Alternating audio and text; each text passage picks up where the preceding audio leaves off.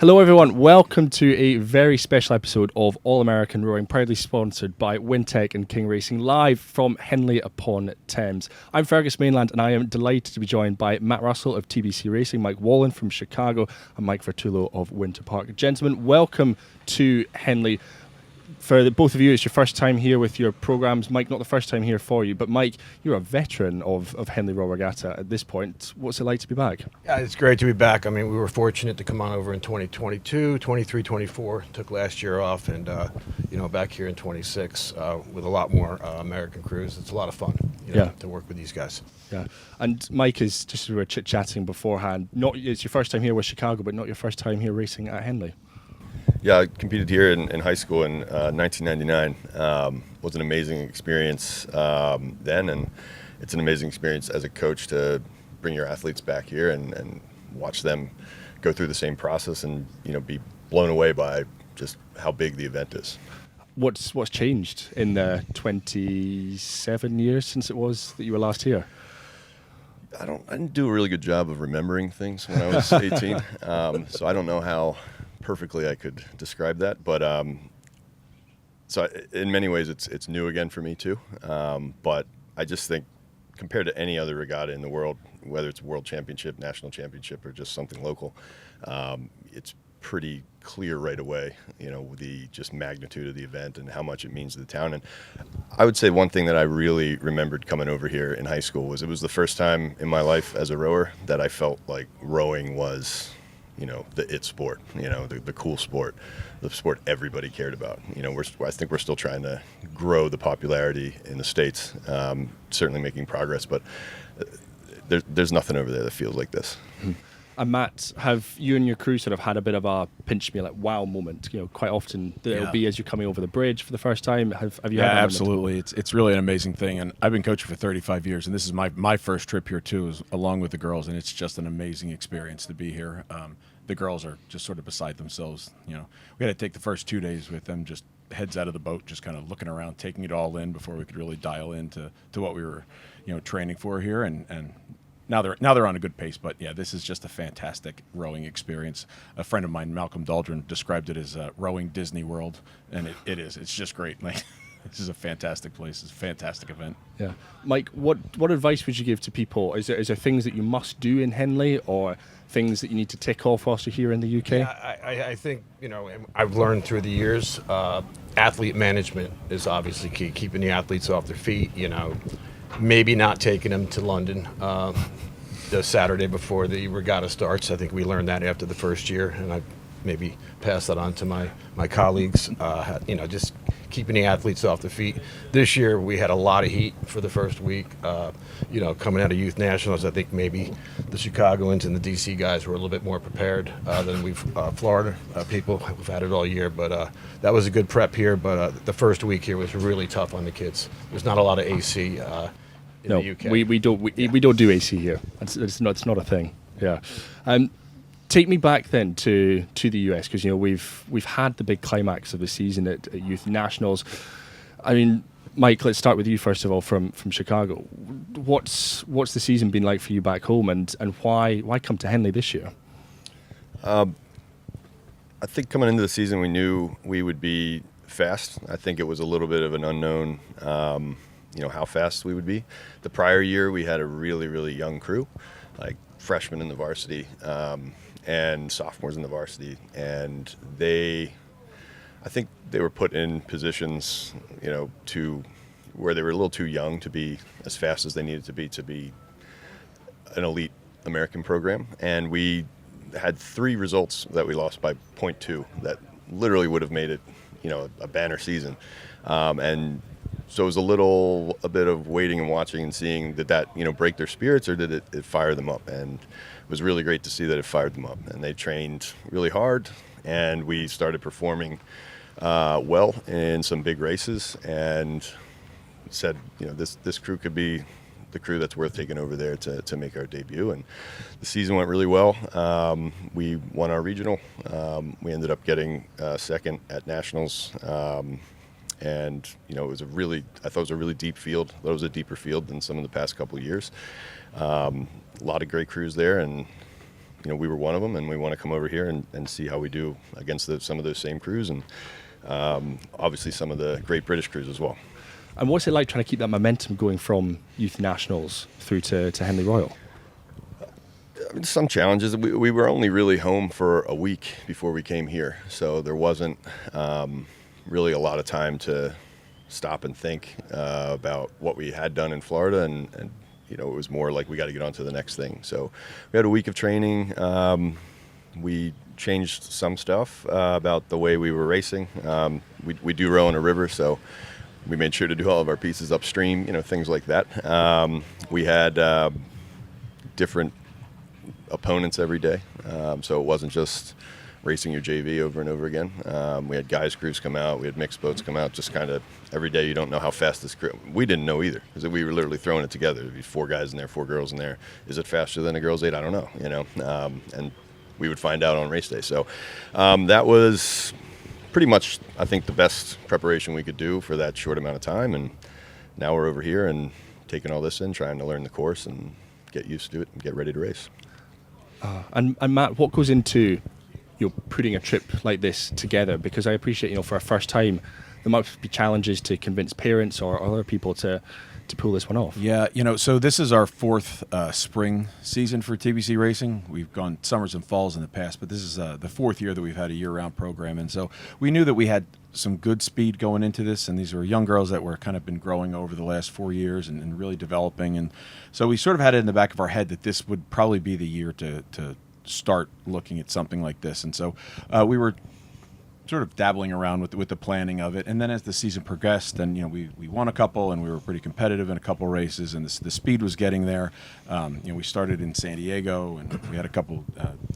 Got to race Winter Park at the King's Cup, which was great, in South Carolina, and so we had a couple good results there. And so we said, well, maybe this is a good time to go and see it. One of the things that we really believe at TBC Racing is that to be better, you've got to race the best. And so you need to find a place to go out and see it at its top level. So, we could stay local and we could be, very, very competitive against everything year after year, and that's fine. Or we could go to San Diego and see those really fast California crews. We could go to the King's Cup and, see the crews from the South. And this is the next natural progression of that. Like, how do we get faster? How do we get to that very next top level of what it is that we're doing? So, and then planning it, luckily my wife also works with us, and she's an organizational genius. And so she kept us on track with everything. Fantastic.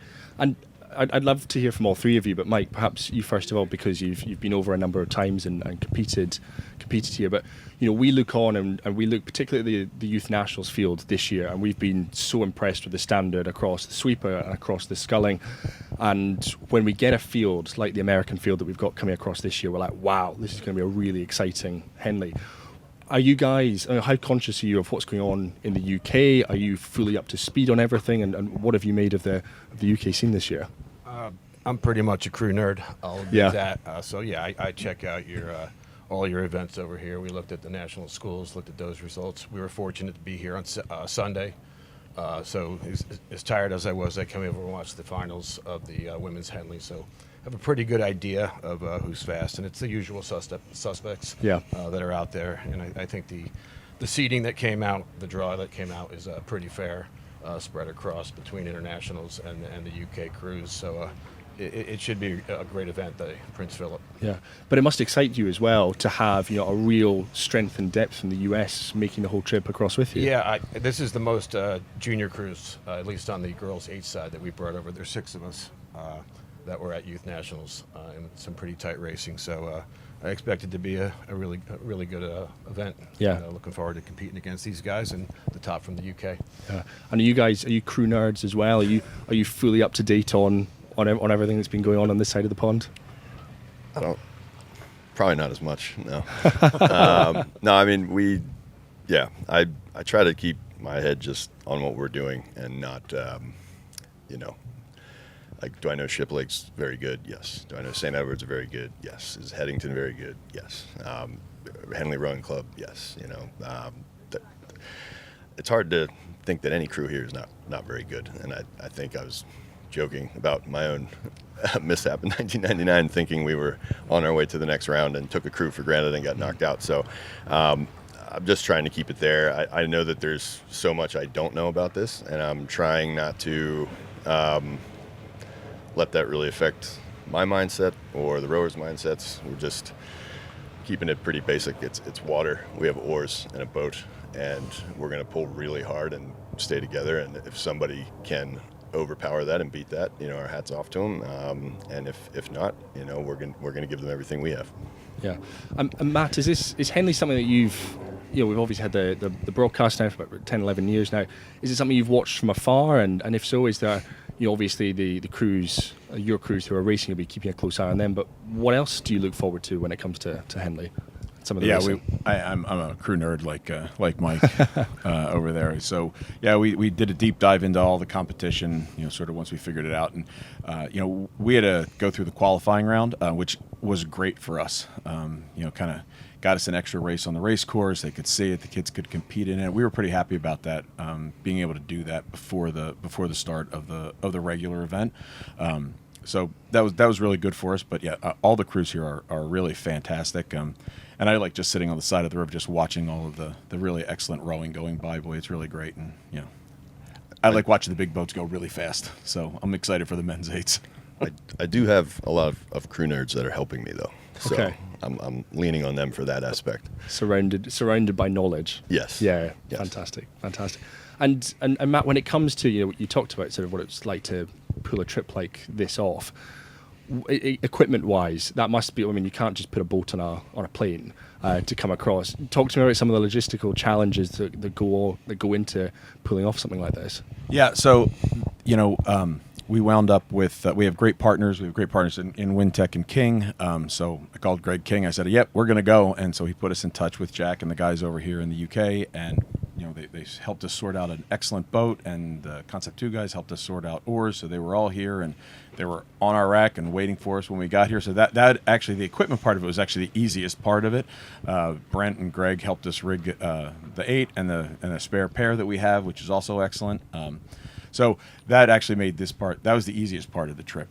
Was the equipment, because that was all set and ready to go for us. It was the details of do we have visas? Do we have their passport? What are the plane tickets like? How are the train tickets going? How are we getting from here to there? Those are the things that were much harder for us to make sure that we planned out correctly for the trip. And then the actual ticketing for events here at Henley there's a lot of things. I can imagine. There's a lot of things for the first year. Yeah, I imagine there's a gigantic checklist of stuff to roll through. But Mike in the middle, you've rowing in Kings back home, rowing in Kings here. Why choose those boats? They're great boats. We won the national championship for the first time in 2022. That was certainly a big moment to say these boats are absolutely top notch, and I think even more so than that. There's lots of great boats out there to choose from, but I think the customer service at King is the main reason I choose it. I think the staff and the people that support us at every race, spare part issue with the boat, last minute fixes, they're always there, and then they also, I think, personally care how your crews perform. So there is a sense of these guys are on our team. They're not just hoping we buy another piece of equipment from them. Yeah. And Mike, there must be a lot of familiarity for you being able to come across for the times that you have, and just the same equipment and setup is ready for you to rock and roll. Yeah, and as the guys have said, the customer service. Yeah. I've rigged my boat, changing spreads, moving riggers probably at least 3 or 4 times in the past week, and Greg and Brent are all over that, and they get it done within 15-20 minutes, so we can go right back out and try the new rig. So customer service is great, and it's just a great product. Yeah. And how do your crews enjoy it out on the water? We've trialed other boats. We did have other boats up to about 2023. That's when we moved over to King, and we've been using them ever since. Yeah, fantastic. Yeah, the same thing here. And for anyone that knows where TBC Racing rows, so Thompson Boat Center in Washington, D.C. It is the Wild West of rowing. There are 17 high schools and 3 universities that row out of the same boathouse on the same 3-mile stretch of water, and it is really hard on boats. The boathouse itself is really hard on boats, and the first King that we bought it's on our 3V now, but that boat has rowed over 1,400 times since we bought that boat. So that's 400 rows a year. Wow. A little more than that, and it's still a great boat. So not only are the top ends excellent, like all of our varsities are rowing in, but the durability of them is just also fantastic and really important for me in where I row, because it's so hard on boats. Yeah, and I suppose I'm conscious of time, and you've got crews that you're going to be going and coaching and looking after this morning. But I'm very keen to hear from you. You've talked about 99 and coming here with St. Joe's, but what are some of the standout moments if you look back in your coaching or in your rowing careers? What stands out to you as some of the highlights? I'm not sure if you want to start, Mike. We've been fortunate to win a lot recently. Yeah. But one of my favorite memories was 2022 rowing the final here. Yeah. We came over as an unknown. We did the qualifier. We're a small public school in Florida, and we took down the 2 top British crews, and unfortunately lost to an Australian crew in the final. But even though that was a loss, that's probably one of my greatest memories as a coach. I've been doing this for 34 years, and rowing the final at Henley is unbelievable. Amazing. Mike, what about you? I'm kind of blown away by just the hospitality of the town and the regatta itself, and even some of the coaches over here. They're not to say that we're not hospitable to each other in the States. We're friendly, but just a coach from Marlow was showing me Jürgen Grobler's personal notes on the course in a detailed way. We talked about the crew nerd stuff. Like he has it down from 100 meters in both lanes. Like this will stop here, this will start here. Not just the standard. There's current here, there's current there. Like I was blown away by that, and the fact that he would share that and show me, and actually be like, hey, just look out for this. Was great. The people in town are so excited we're here. A couple locals bought my staff breakfast yesterday, and it's just a really cool feeling to have that in such a intense, high pressure, high stage moment. Definitely didn't feel like that at any regattas coming through this year. Do you know what I would say to that? We were out at the NCAAs in Gainesville, and the people of Gainesville were delightful. We got the full-on Southern hospitality treatment. They were superb. Yeah. And Matt, so the pomp and circumstance. We say the British do pomp and circumstance better. We do it well, really than anybody else. And so getting to row in that qualifier, that was pretty cool. And then being with the girls as they were reading out, who made it through the qualifier, and then the draw. That was a very cool moment for our team. We were excited by that. Fantastic. One final question, actually, because it's a big year for the United States, 250 years of it, and you'll have July the 4th, Independence Day, I think on Henley Saturday this year. I appreciate it's one round at a time, you take it every race after another, but that would be pretty cool, wouldn't it, rowing on July the 4th and winning here at Henley on Independence Day? Yeah, one of us will be. I think on Friday we meet if we're fortunate to make it that far, so, we'll see what happens. That'll be a very, very, very special thing to get to row on 4th of July here.